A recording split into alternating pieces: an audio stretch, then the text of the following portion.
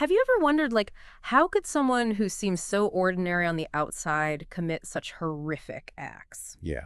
Well, that's what we're going to be diving into today. Okay. The chilling story of Jeffrey Dahmer, the Milwaukee Cannibal. Right. Now, you probably already know the basic facts of the case. Yeah. But we're going to go beyond the headlines today Okay. to try to understand the psychology behind it, the missed opportunities that allowed him to continue, and what this whole case tells us about the dark side of human nature. This is definitely a case that continues to fascinate and horrify even decades later. Yeah. And I think one of the most puzzling aspects of the case is this stark contrast between Dahmer's seemingly normal upbringing Right. and the just monstrous acts that he committed. It's so true because you always hear about, like, troubled childhoods. Yeah. You know, right? Yeah. When you look into these cases. Yeah. But with Dahmer, it seems like his early life was pretty average. Yeah. Pretty normal. A lot of people who knew him said that he was a pretty normal kid. Yeah. But I think when we look closer, though, we can see some early hints of something darker. Okay. You know, for instance, his father encouraged his interest in science, Uh-huh. even showing him how to bleach animal bones. Okay, no, that's fascinating. Yeah. And a bit unsettling. Right. Was this just like a dad nurturing a healthy scientific curiosity, or could this have been like a sign of something more disturbing? You know, it's really hard to say for sure, Yeah. but knowing what we know now, Right. it's definitely a detail that stands out. Right. Dahmer's later crimes involved, dismemberment and a morbid fascination with preserving body parts. Yeah. It's possible that this early exposure to death and anatomy played a role in shaping his psyche. Yeah, it's like a morbid foreshadowing. Right. And this seemingly normal childhood is like juxtaposed with some troubling behaviors in his teenage years. Yeah. Like he became withdrawn, he Mhm. started drinking heavily, even faked seizures for attention. Yeah, he was really craving that attention. What do you think those behaviors tell us?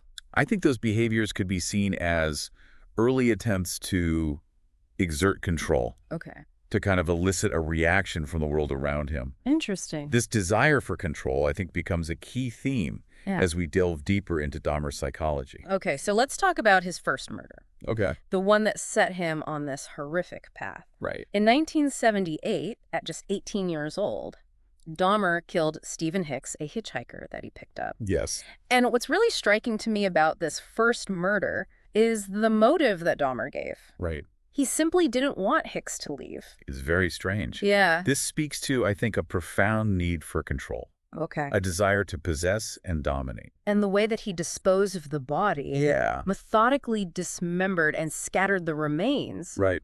it's chillingly similar to his later crimes. Absolutely. It's like this first murder was like a blueprint Oh. for all the horrors that he would go on and commit. Okay. Over the next 13 years, his modus operandi would evolve, but those core elements remained. Okay.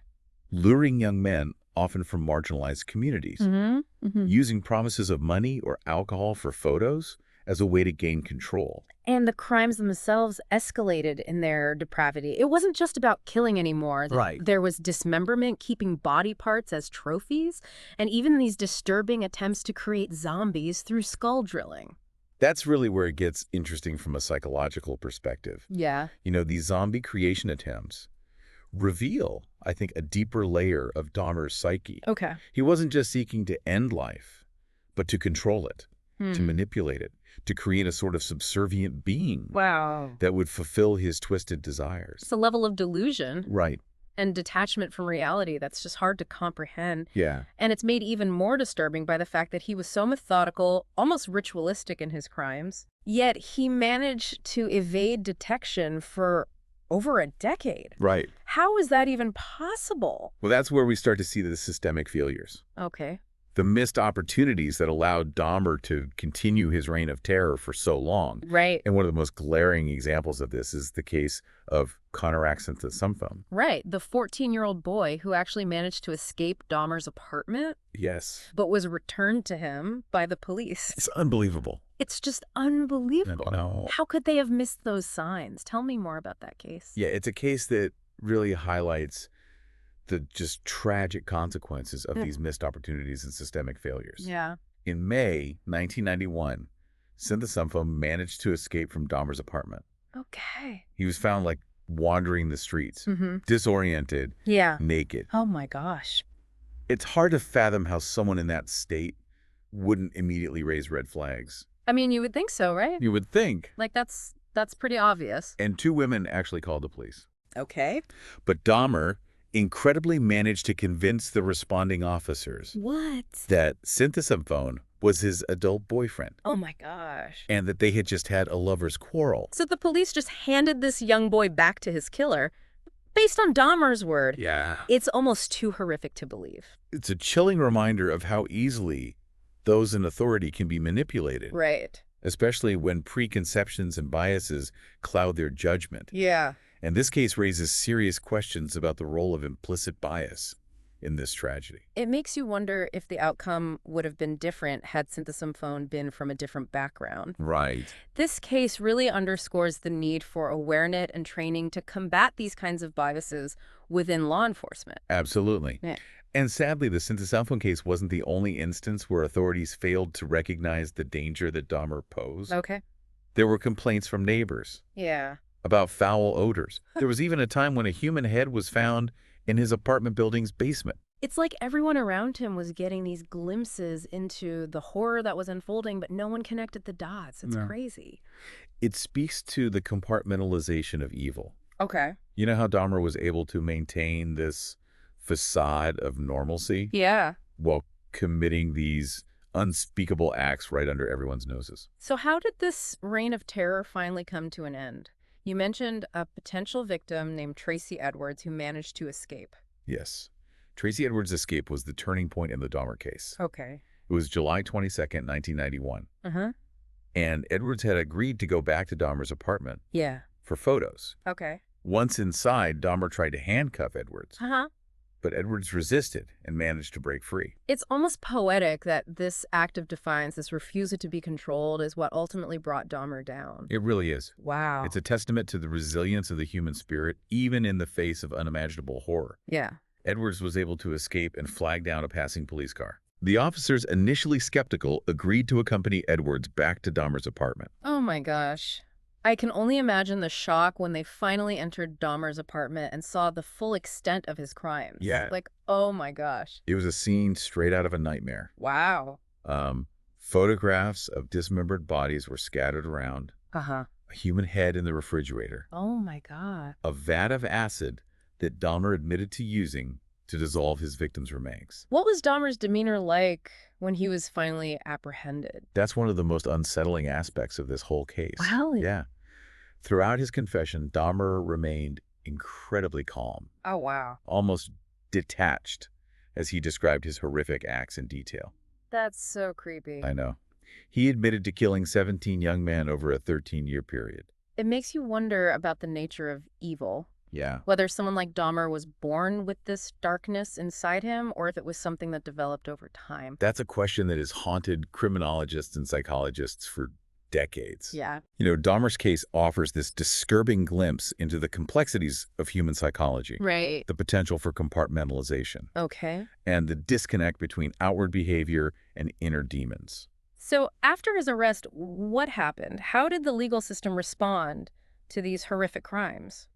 Well, in February of 1992, Dahmer was sentenced to 15 consecutive life terms in prison. Wow. The judge called his crimes acts of unimaginable depravity Yeah.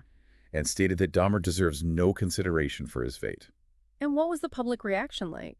I mean, the news of Dahmer's crime sent shockwaves through Milwaukee and beyond. Yeah. There was a sense of collective trauma Uh-huh. as people grappled with the horrifying realization that such atrocities had been committed right in their midst. It must have been incredibly difficult for the families of the victims to process this kind of loss, knowing their loved ones had suffered so terribly. Absolutely. The impact on the victims' families was immeasurable. Yeah. They had to confront not only the grief of losing a loved one, but also the horrifying details of their deaths. And Dahmer's crimes also brought to light those systemic failures we discussed earlier, Right. the missed opportunities by law enforcement, and the biases that allowed him to prey on vulnerable young men for so long. Exactly. Yeah. The Dahmer case became a catalyst for change, Okay. sparking calls for police reform, Yeah. greater sensitivity to LGBTQ+ issues, Uh-huh. and a more equitable justice system that protects all members of society. It's a tragic reminder that sometimes it takes a horrific event to expose those deep-seated societal problems and force us to confront them. And while Dahmer was ultimately held accountable for his crimes, his story doesn't end with his imprisonment. Oh, okay. In November 1994, Dahmer was murdered by a fellow inmate, Christopher Scarver, while cleaning the prison gym. Oh, wow. It's almost as if the violence that defined his life ultimately caught up with him, even within the confines of prison. It's a tragic and somewhat ironic end to a life marked by darkness and depravity. Yeah. But even though Dahmer is gone, the legacy of his crimes continues to reverberate, Right. forcing us to confront uncomfortable truths about ourselves and the world we live in. It's a case that raises so many questions. Right. Questions about the nature of evil, the psychology of a serial killer, the role of societal biases, and the responsibility we all have to protect the vulnerable. And it's a case that, despite its horrific nature, can teach us valuable lessons about ourselves, Yeah. about the importance of vigilance, Okay. the need for empathy and compassion, Uh-huh. and about the constant pursuit of a more just and equitable society. It's a heavy topic. Yes. But it's important to engage with these difficult conversations to learn from the past and to strive for a future where such horrors are less likely to occur. I agree. And one of the things that continues to fascinate and trouble me about this case is the way Dahmer's story has permeated popular culture. Oh, yeah. Even decades later, Right. there have been countless documentaries, Hmm. films, even a Netflix series dedicated to his crimes. That raises some interesting ethical considerations. Yeah. Is this continued fascination with Dahmer exploitative? Right. Does it risk glorifying his crimes or re-traumatizing the victims' families? It's a question that's been debated for years, Yeah, especially as true crime has become increasingly popular. right. There's this natural human curiosity about these kinds of cases, a desire to peer into the darkness and try to understand what drives someone to commit such horrific acts.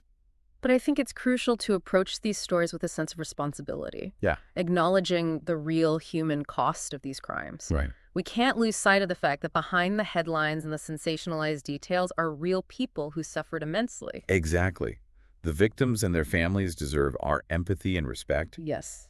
Their story should be told with sensitivity, Uh-huh. focusing not just on the horrific way they died, but on the lives they lived. It's about honoring their memory and ensuring that their voices aren't lost in the spectacle of the case. Absolutely. And it's also about using these stories as opportunities for learning and growth. Okay.